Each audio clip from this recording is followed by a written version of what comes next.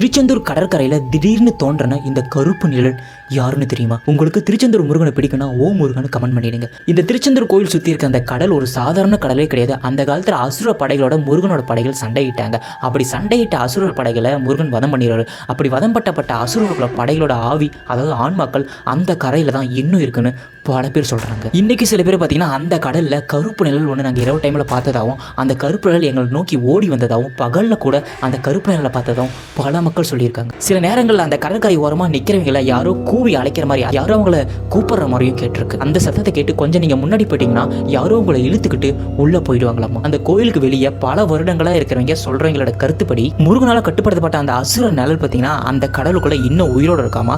அதோட ஆன்மா அந்த சுதந்திரத்தை தேடிக்கிட்டு இருக்காமா. ஸோ அது எப்போ வேணாலும் வெளியில் வரும்னு சொல்லிட்டு ஒரு வெறியோட சுற்றிட்டு இருக்கோம். அதனால தான் திருச்செந்தூர் கடலை எப்பவுமே ஒரு அமானுஷிய கடல்னு பல பேர் சொல்லிட்டு இருக்காங்க. அந்த கோவில் கடற்கரையில் கிடைக்கிற கடவுள் சிலைகளை கூட உள்ள இருக்கிற ஆன்மக்கள் தான் அதோட சக்தி தாங்க முடியாம வெளியில தள்ளி விட்டதா இன்னொரு கருத்து இருக்கு. இப்ப சொன்னது எல்லாமே வெறும் மித்து தான். உண்மை என்னன்னு அந்த முருகனுக்கு மட்டும்தான் தெரியும்.